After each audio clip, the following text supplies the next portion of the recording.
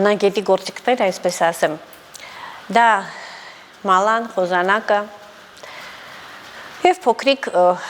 կլունք, որով փոքրիկ իհարկե, խոսքը փոքրիկ կլունքի մասին, այն դա են հիմնական գործիքները դա մալա և խոզանակը, վրձինը,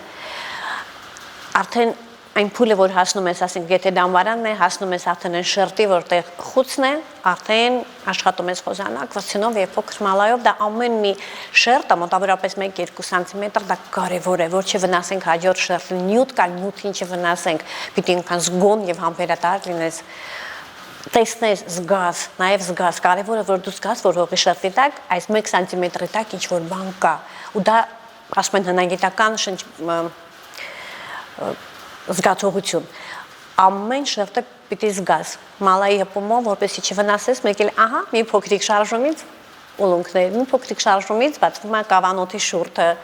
մի փոքրիկ հպումից արդեն մեկ էլ տեսնում ես, որ ոսկորի հետքեր ես զգում, կամ